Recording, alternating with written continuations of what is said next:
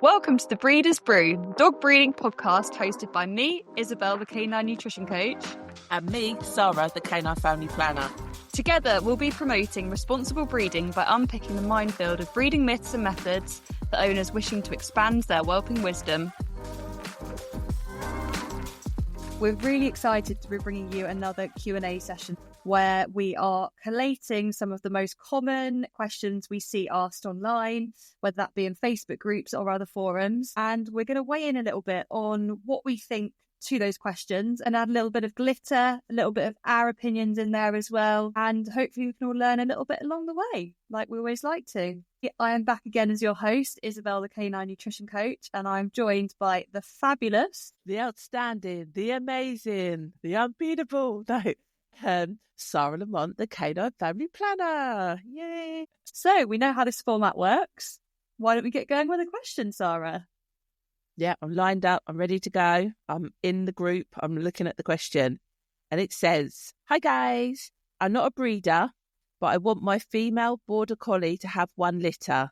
We also have a male and they've lived together for a year. This is our third heat cycle, which began in December, and we're letting things happen naturally. Our female usually dominates and the male is submissive, but lately he's been weighing her down, keeping us away trying to mate, and she's fighting back." Sounds lovely. "Could she be resisting him because they're housemates? How do I calm him? He's stopped eating and drinking." Lots of questions within a question there. Yeah, look, I don't think that's as simple as the final two questions she's asked on the end. I think she's asking for a lot more information there than maybe she even realises. So obviously this is someone that's new to breeding because they've referred to themselves as not a breeder. So that is somebody who sees themselves as a dog owner that just wants to have puppies. But obviously it goes without saying, the definition of a dog owner that has a litter of puppies is a breeder. There is nothing wrong with breeding and the process of breeding if you're doing it correctly. I feel a little bit sad for them that they didn't want to own that title, that they're going into it and doing their best because they're in the groups. They're engaging, they're trying to learn, so let's help them learn. The breeder that doesn't want to say they're a breeder is breeding. It's a very strange mental gymnastics that goes on about this title of breeder and not claiming it. And I think it's for numerous reasons. For some reason, people think that if you say you're a breeder, then you're some professional breeder, and that your only motivation then is for profit. And I think that's why a lot of people shy away from that title, because it gives a perception of something that they're not. And then I think it also means that there are some expectations that come with that title that people don't want to adhere to or meet. And so they feel if they don't say that they're a breeder, then they can get away with not meeting those expectations. So it's sad and disappointing because they are still breeding puppies. Puppies do exist from them. And yeah, it might not be routinely, but they have created something and are passing it on to the next person to look after. They have a responsibility to claim that title and to reach those bench. Yeah, exactly. And say, and I guess, and this is where I think you have the subsets of breeders. It was, I'm a show breeder, I'm a hobby breeder, I'm a this breeder, I'm a that breeder. But yeah, there should be a minimum requirement of expectations, regardless of what you fall into. So it's interesting that they are a breeder. They want to breed their dog and bitch together. And they did, to be fair, they have done edit to add. And they put not an experienced breeder. So they've changed it from not a breeder to not an experienced breeder, because I assume without looking at the comments, a lot of people have said exactly what we just said. Yes, most definitely. But let's go back to the matter in hand. So they have the male, they have the female. Yeah. There's no comment about whether compatibility in regards to health testing. No mention. So let's assume that they've done that.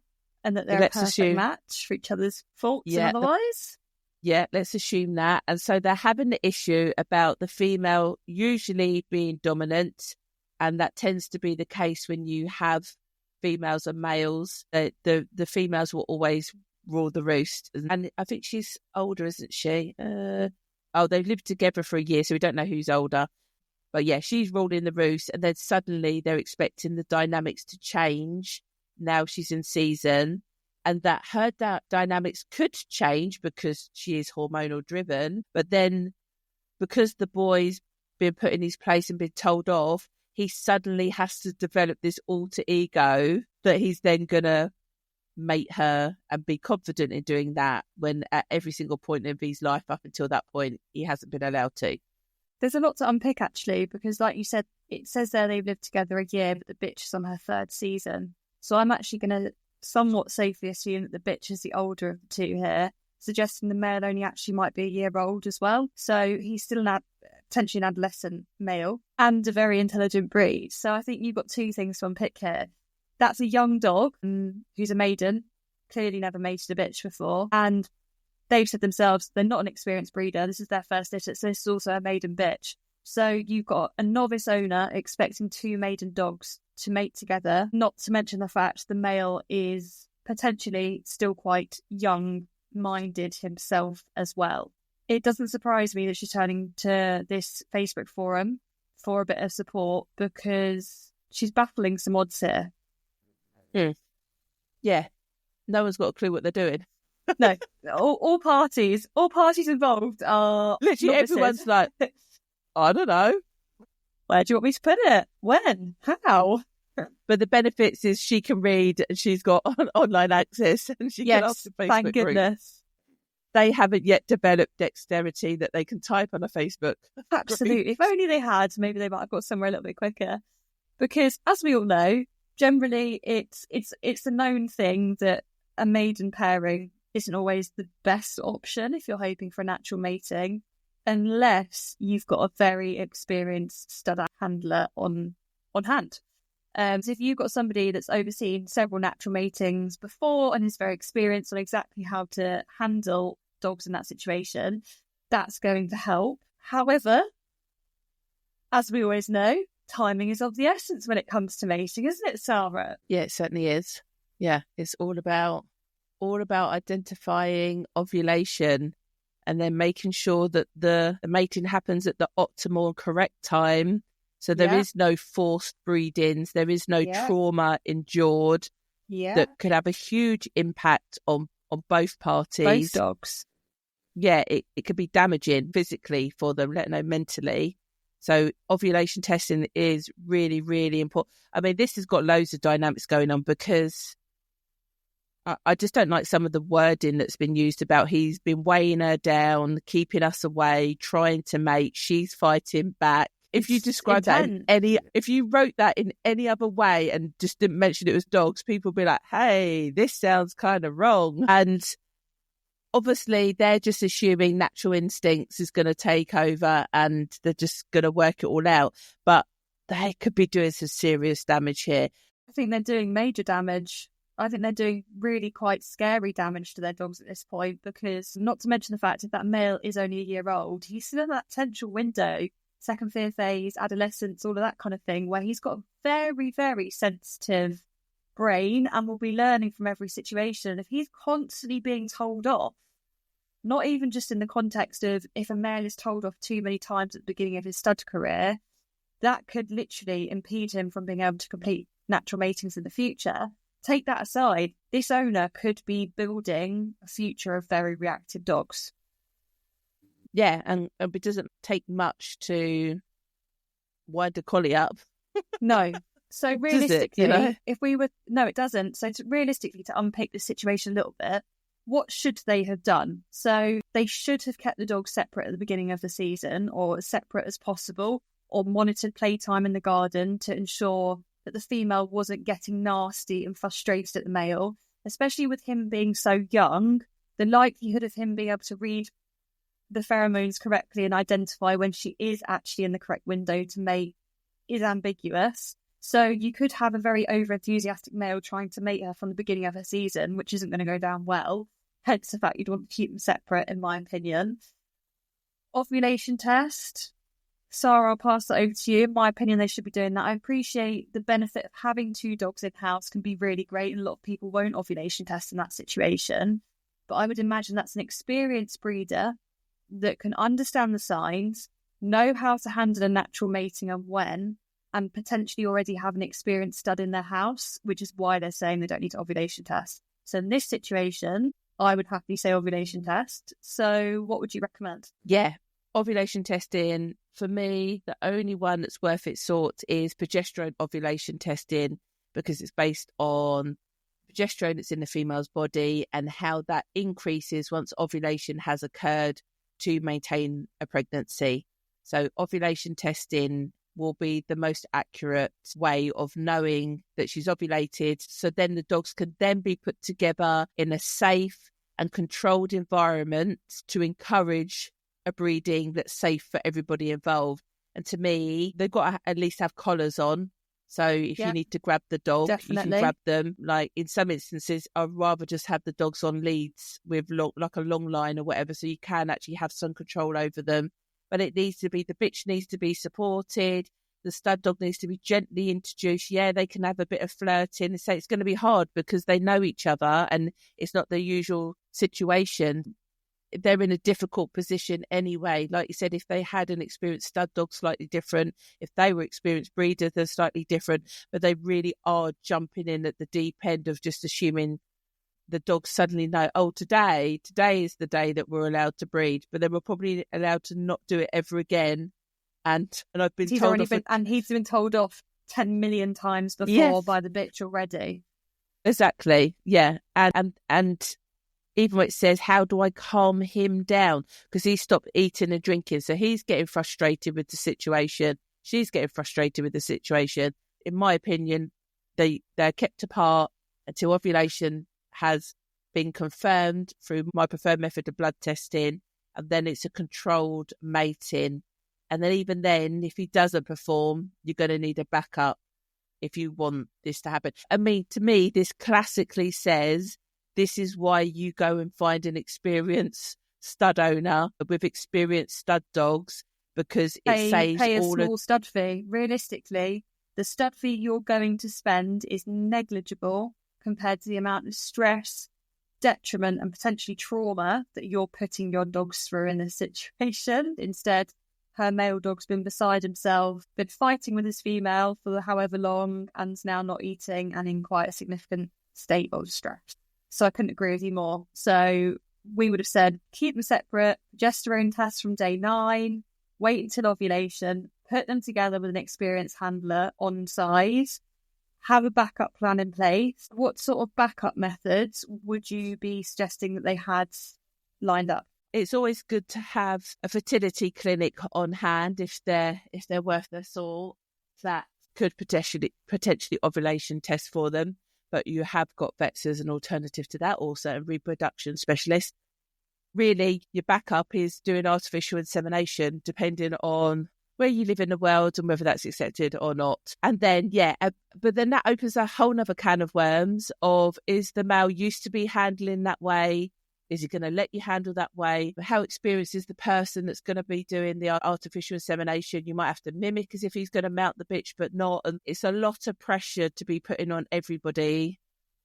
The backup plan is you have someone be able to do an artificial insemination and transvaginal. So I wouldn't necessarily be going down TCI route, which is transcervical. There's no reason for that, I feel, at this point, unless that's all your local vet practice could offer. But then that's just going to cost you more money and seems highly unnecessary at this point. Then you're involving another person. They've got to get to know the dogs. And so there's many dogs that aren't used to being touched in those ways, which an experienced stud owner would be handling their dogs so they are comfortable to be handled that way. Should they need to be supported, need to intervene with something or other, or you need to do an AI. There are options, but it feels like they're finding these options out at a very late stage. Yeah, they are. Yeah, it's all a little bit too little too late. So I fear for them realistically that unfortunately I think they've missed this season, especially bearing in mind the post states that she came into season over 3 weeks ago. They'd be better off now doing a little bit more research, being prepared for next time around, separating the dogs now and just waiting to go again on the next season realistically by putting a few different methods into action prior, including health testing and probably semen testing their male prior as well. Yeah, that's a good thing with if you were to do AI, that you could semen check him at that same point, but then it might be too late. Yeah, exactly. Oh no, we need another plan. Do you want to know some of the comments? Yeah, go for it. Someone said, I have toy poodle, so I don't know if it's just the breed, but my female hated the male. I hadn't planned on breeding them and really didn't bother about her getting pregnant. Then one day I couldn't find them and they didn't come back when called, and they were tied in the backyard. We now have 5-week-old puppies. She's 1.5 years old. So the dogs worked out eventually. Some people are asking about how else the female should be at least 2 years old. Hips and elbows readings are only acknowledged by, once they're 2 years old. Yeah, someone's just asking about health testing. Blood testing, you don't want to make 2 dogs or when they both have a carrier gene for something, so health testing again. Oh, this is the classic. Someone said, straw-coloured discharge after bloody one is gone. Wives' tale. This is all, just love straw-coloured I've seen it through and discharge. through. It blows my mind. The number of people that will have inquire to use our gorgeous boy stud, and they'll say to me, I'll just give you a call when the blood changes colour. And I've spent so long educating any potential bitch owners into exactly how a progesterone test, because there genuinely is 100% no correlation between blood colour and ovulation pattern. We've had bitches come to us that are no longer even bleeding to the eye, and in comparison we've had bitches still dripping red blood. So apologies for the graphic explanation, but obviously as dog breeders it's not all glamorous, so it really that's really should never be relied on. I've had females bleed significantly after being covered, and in my head thinking, how on earth is that going to work? And then you scan them in pups, you're like, oh okay, no, this goes to show. Yeah, so all good. There was no straw or anything. It was full on blood. Like imagine if you'd waited for the straw in that situation. Yeah, for a week after covering, it was still full on drips of blood, and then and she was still in pup. Just trying to look at some of these. A lot of people just questioning, has she had 3 cycles? Is she over 2 years old? Some people just saying she'll stand when she's ready. If she's not ready, she won't stand. Someone's countered that, not always true. From my experience with an alpha female, she wouldn't allow the male to mount her. I had an extremely well-seasoned standard poodle, and I owned one that wouldn't let any male get near her. Eventually, we had to muzzle her for fear of ripping him apart. She was an amazing mum and super smart and sweet dog outside of the mating. So they've said about muzzling. Obviously, wow, how did we not talk about this? She's talking about muzzling, mating cradles. Yes, I was quite horrified when I learned about this shocking piece of equipment. Yes, this is a contraption that basically houses the female so you can strap her to it so she can't move for a mating. And funny enough, one popped up really recently on my Instagram feed about someone, and that was for cane corso.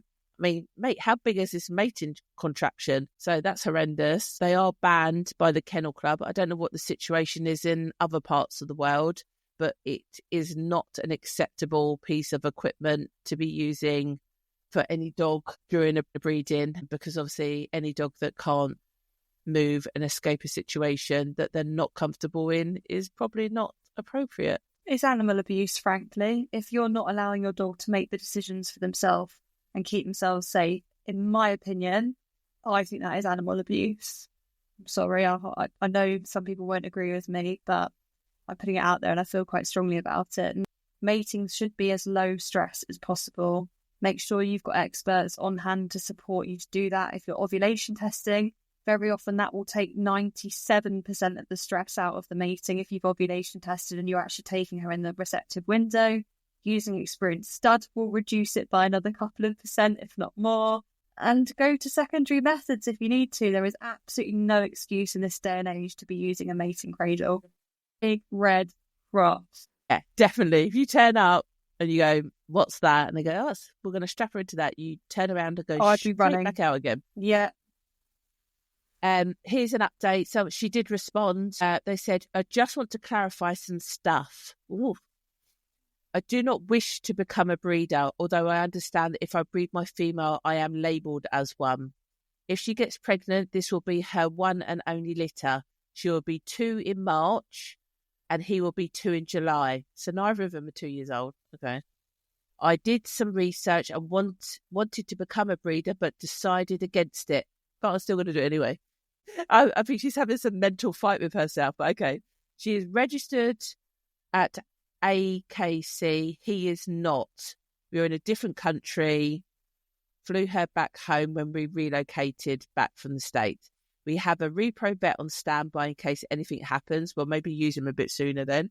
I also understand that she might not have a big litter. Oh, this drives me crazy. She might not have a big litter her first time round. Well, that's another great old wives' tale, isn't it? That myth drives me crazy. But we won't go on that yet because let's finish this text. We have a farm. All pups except one will be kept by us as working dogs. And we know the people who will be adopting one if she does have a litter. If nothing happens, both dogs will be sterilised. Thank you, everyone, for your opinions. I don't think she necessarily got the answer she wanted. And I think they've been quite brutal, some of them, hence her reaction there. Yeah. The challenge that she's being faced with is she's asking for help at the most crucial time in the whole journey other than the whelp. And there are basic requirements and levels of understanding that you would expect someone to have before this time.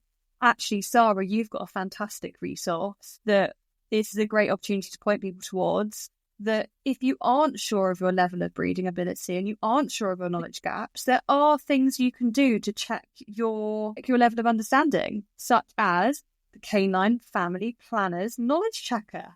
Yes, it's a fairly short quiz that will take you through a series of questions that covers the whole entire spectrum of dog breeding, from deciding if you want to breed your dog to the point of the puppies going to the new home. It's broken down into 3 categories that basically fall into my 3 pillars of responsible dog breeding, which is a safe and simple structure to dog breeding. If you go on my website, caninefamilyplanner.com/knowledge checker, or just go to Canine Family Planner and click knowledge checker in the menu. Take the quiz. You'll get emailed your results. You'll get results for each section, each pillar. So you could be amazing at the pre-breeding, the pre-puppy stuff, all the health testing, all the rest of it, but maybe you're not so good at the whelping bit or whatever. It will define that for you. It will show you the areas that you could upskill on. And yeah, I'm sure if she took this test, she would probably come out quite low across all of the sectors, because it seems to be that she's lacking some essential knowledge. And it may well have given her the heads up to realise, oh, crikey, I've got a bit more learning to do first. Let's wait this season and try go again next season when I'm a bit more prepared. Let's join a group of proactive people where I can learn how to do things properly. If only we could invite her to the Breeders' Brew community, eh? Exactly. You only need a horse to water. She did have a lot of pushback still about, are you aware of littermate syndrome? And collies do have big litters, so keeping a lot of puppies sounds a bit crazy. Yeah, I think someone said basically, well, if you've got a repro vet, use them properly. Get some advice from them. I don't even know how this is going to finish, but I like how it started, so I'm going to read it out. You're going to get your A** handed to you by all the judgmental folks in here who think they're the only ones wise enough to breed and have forgotten that we all started with the same amount of knowledge. Oh, well, that's not true. No, that's not true. We didn't all start with the same amount of knowledge. That's not true. We all started, and we've all had our first litter 1,000%, but not with the same knowledge. No. And then they basically said, I would do some genetic testing, see if it's all good. Let them have at it. They'll figure it out. I will tell you, though, the market for puppies is not great right now. Most people can't afford groceries, much less purebred dogs. Okay, well, Well, they're also not AKC registered, so we're assuming that they're purebred there. And I quite like the directness of this person. I feel like we should get them on. I don't necessarily agree with what they said, but I don't agree with what they're saying at all. But they're happy to hand it. Crikey! Yeah, exactly. And like, fair point. Like, people struggling with cost of living. They make me sound like a shrinking wallflower. Crikey! They make me sound like one, which is amazing. That's saying something. Yeah, that really is saying something. So they're calling everyone judgmental. Well, if you post in a group, obviously they're going to post their comments. That's what they're there for. And yeah, some valid points and some less valid points. But I liked how that started because it was with full confidence. There was so much to unpack there. It's actually unbelievable. Yeah, there's a lot. But most of them still saying that I'll just leave them to get on with it and they'll work it out, which is a little bit scary. I really don't agree with that. Yeah, no, nor do I. Let's see whether miracles ever happen. If there ever be an update, I doubt it. That was their first and only post. If they're the novice dogs, someone needs to be experienced. Someone needs to be experienced in that triangle. Yes, 100%. So if it's not the dogs, it needs to be you. If it's not the bitch, it needs to be the dog. If it's not you, and like vice versa. Someone has to have a rough idea of what should happen. I completely agree. That's one of the first things that I always say to people when they ask for advice on finding the right stud dog.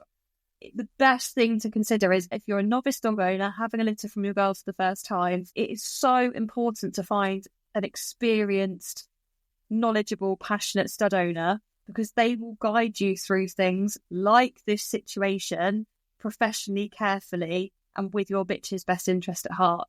If you are a novice bitch owner and you go and use a novice stud dog or someone that's just got a stud that's never bred a litter themselves and realistically not going to help you with the intricacies of breeding, you might want to reconsider your stud choices. So as you were saying, you always need to make sure that the whole party is compatible. If you're novice, pick an experienced. If your female is a first timer as well, at least make sure the stud handler is experienced, if not the stud dog.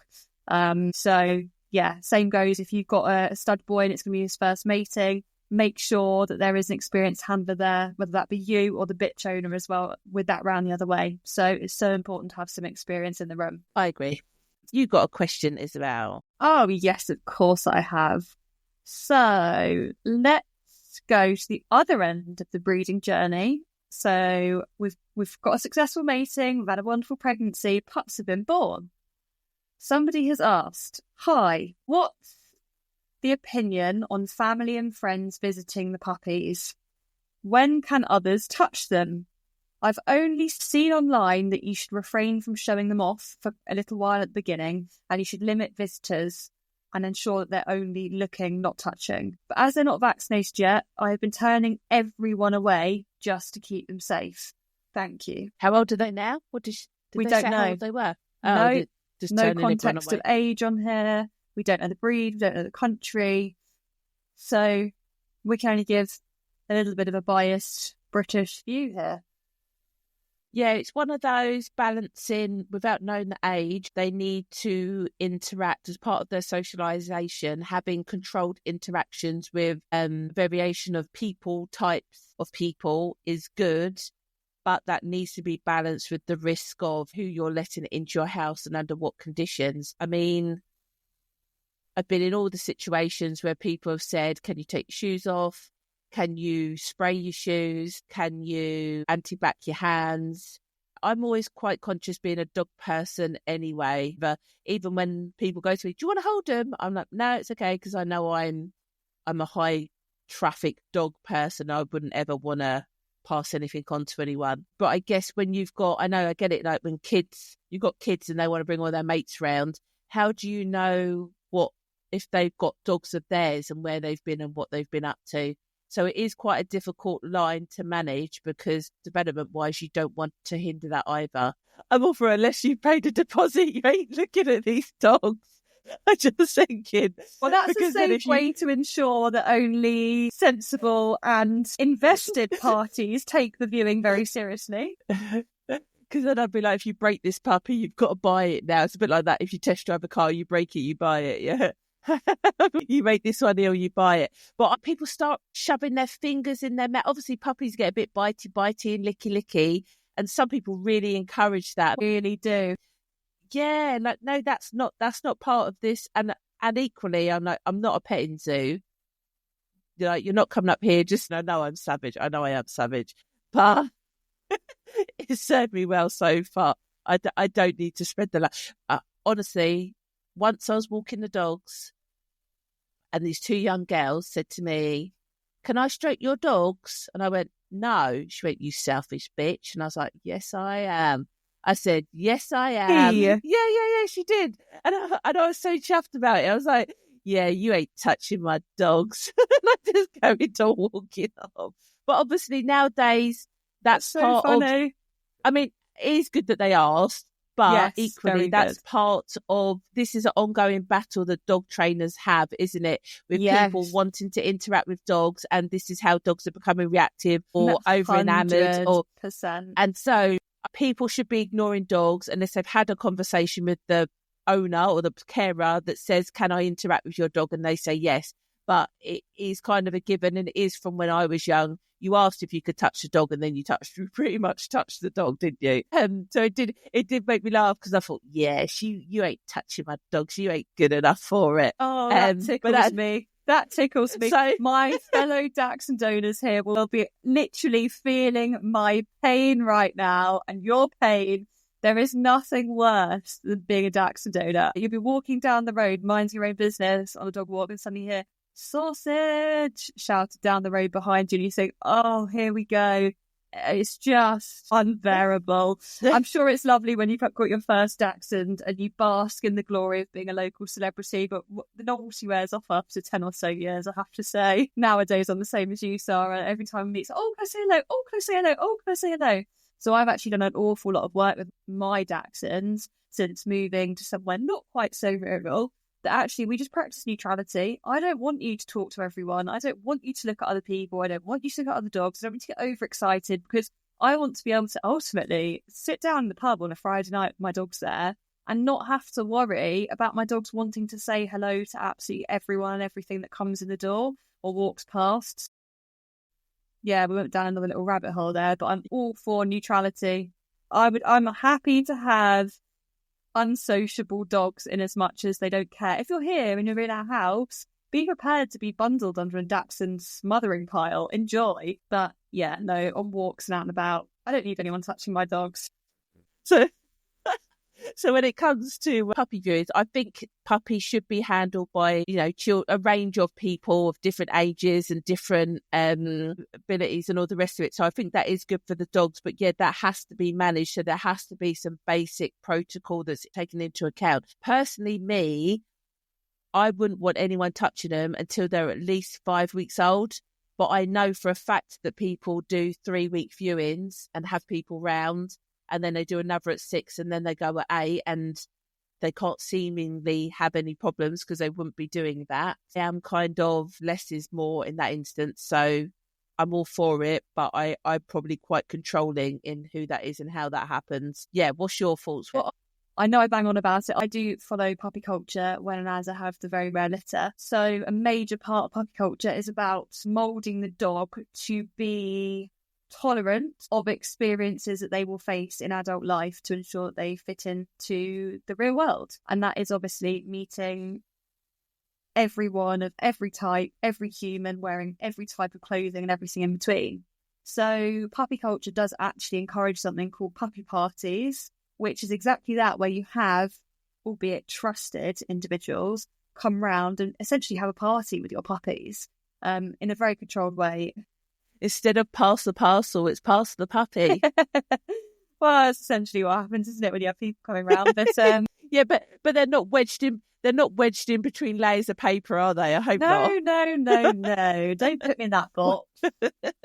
Wedged in between layers of puppy pads, and you peel them. And no, my dogs don't come into contact with such synthetic materials. Behave. Oh yeah, sorry. Yeah. Anyway, continue. Sorry. Yeah, so a major part of that teaching is about human interaction and learning that humans are great and to be listened to and to be enjoyed. So yes, I think letting people come and see the puppies is really important, but there's a way to do it. And I would imagine, I obviously don't have children. I imagine if you have got children and children's friends wanting to come around, that must be really tricky to handle, because I understand you've then got politics coming into it and, oh, mum's just being mean and that sort of backlash. So I do understand. I've got it really easy saying, oh, well, I don't have kids and I just have my trusted friends and family in that situation. As do you, Sarah, you're an adult and, you know, you don't have children, so you're in that beneficial situation for yourself. I think it's easier for us to say that it's simple. If you do have a larger family and visiting children and things like that, it can still be highly beneficial for the puppies. I would be letting visitors and children's friends in, but with a strict set of rules. So I do expect shoes off. I do expect clothes to be changed if you've been out and about with other dogs. So obviously most people wouldn't fall into that category. So essentially just clean clothing. I would expect everybody to wash their hands thoroughly before touching the puppies, regardless of what age. I don't care if you're coming for a puppy viewing at 7 weeks old. I'm still politely asking you to wash your hands when you arrive. Until the puppies leave my front doorstep, they are my babies to keep safe and ensure that no harm comes to them. The good thing is, I mean, Sarah, I'm the same as you. We vet to the highest of standards, borderline detective level. So there is already a great level of trust with puppy buyers when they're coming into your house. So with that level of reciprocated respect, they are going to have absolutely no issues washing their hands when you ask them to wash their hands when they come in the front door. So I don't think that's anything to feel awkward about. Other than that, I don't go too much further with my crazy stipulations. I don't expect people to just swoop in, pick them up, get in for a cuddle. I say to people, if you want to go and interrupt them, please go sit on the floor. Yeah, there's sort of the basic rules and stipulations. What age is this from? Oh, yeah, I didn't answer the main question there, did I? Flexible. Depends on the reason. If it's close family, as you can tell, we're all dog mad, Dax and Mad in particular, I would trust them visiting genuinely from 4 weeks of age, 3 weeks of age. Whether or not they'll be touching them at that point, I don't know. Depends on the level of the litter. But I trust my family inherently and have a very strong relationship with them, so that wouldn't bother me at all. And they would totally respect me in terms of no shoes, washing hands, things like that. Would I let a stranger or an acquaintance or a loose kind of friend come in my house at that point? No, I wouldn't. So I'd say realistically 5 weeks at the youngest, 6 ideally for someone like that, if you're having friends' children come round or cousins or, you know, people that aren't quite as switched on. That's fair enough. Anyone that, have you watched Missing You? I just had to look up Missing You on Netflix. So there's a whole scene in there about a dog breeder who's basically, it's his cover. Honestly, it's brilliant. He's a show dog breeder and he has this couple turn up to buy a puppy. First of all, he doesn't like the name that they're going to give the puppy. And then his vetting's that strict that he has all these undercover pictures of the wife kissing the next door neighbour. He's like, it's so funny. It's worth watching. So he's like, and the name of the puppy, he was like, oh, so you don't want to call puppy, I can't remember what it was, like Scott? And the husband's like, well, why would I? That's our next door neighbour's called Scott. And he's like, yes. And he puts the pictures in front of them and basically ruins their marriage and says, you're not reliable enough to have a puppy. And he scoots the puppy out and like shoes him out. Honestly, it's so funny. You got to watch it. And that's the level of her vetting. Like, we got covert people out. So if you're up to no good, you're not getting a dog. Wow, that's amazing. It's worth watching. I think it's in the first episode, so it comes in quite quickly. But yeah, this whole setting of a dog breeder, that's a front for the naughty stuff that he's also doing, which we don't do, so that's fine. But yeah, heavy vetting it is. What else was in the question? I can't remember. Did we cover it all? I can't even remember now, Isabel. We've gone on so many tangents. I forgot it was even my question. I thought it was yours. Let me have a look. Hi, what's the opinion on family and friends visiting? When can others touch them? I've seen you should refrain from showing them off for a little while and then limit visitors to only looking, but because they're not vaccinated yet. I've been turning everyone away just to keep them safe. So the other thing I'd add there is obviously mother's immunity plays a massive role in this. Just because your puppy isn't vaccinated, it doesn't mean they don't have a level of protection. That is why the World Small Animal Veterinary Association actually recommends that you don't vaccinate your puppies as young as what a lot of people do in the UK. So I know it's a similar protocol to what you follow, Sarah, isn't it? Yeah, 1,000%. Yeah, none of my pups leave vaccinated. For this exact reason, because they still have immunity from their mum in their bloodstream, which means that if they were to come in contact with something that their mother has already built immunity against, those puppies will have a certain level of protection. Now, if you vaccinate too young, whilst that immunity is all there, it basically just cancels out the vaccine and means the vaccine is inefficient and ineffective. So vaccines provide, it seems, quite a false sense of security to some people. I have seen and heard of litters being vaccinated now as young as 6 weeks in the UK, which genuinely shocks me because the level of mother immunity still at 6 weeks is incredibly high, because I believe it's actually up to 13 and a half weeks, mother's immunity can still be found in the system. Vaccinating halfway through that period of time is completely and utterly useless. So even if your puppies are vaccinated at 6 weeks, it does not mean they have any level of immunity, any more so than if they hadn't been vaccinated. So that's just another tangent I've gone down there. So vaccination status doesn't come into this conversation for me. It's the trustworthiness of the parties coming to visit. Obviously, the other thing to bear in mind is we are in the UK and we're really lucky that our parvo levels are really low, nowhere near to the scale of issues that unfortunately are seen in the US.